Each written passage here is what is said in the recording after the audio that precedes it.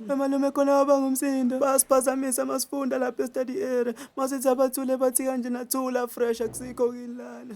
Hayi umthetho awuvumi. Umthetho awuvumi nje sidala ukuthi kube khona umsindo e-library. Obani bona lapha? Asambe uyongikhombisa bona.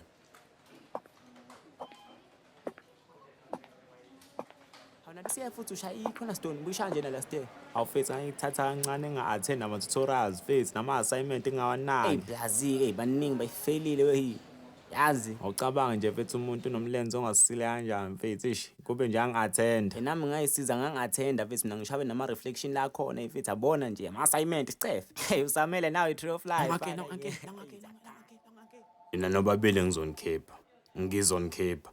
Ngonyaka edlule bekukhuzwaneni. Nakulo nyaka futhi kumele sikhuzane nani futhi. Ngizonikhipha nje ngingaphinde nginivumelela la library. Ngoba niphazamise ezinye izingane ezifuna ukuba nekusasa elihle. Ishintshe isimo emakhaya. Jabule nabazali. Nina nje nizophazamisa nazixoxa indaba nje. Naqefeza nje indaba kuphela la. Ngizonikhipha nini. Sizwana ngithi. Yebo malume. Azishe kuhlalwe encwadini. Kusho kusho kusho kusho kusho kusho jengo kupomdala kusho kusho jenge kehle dala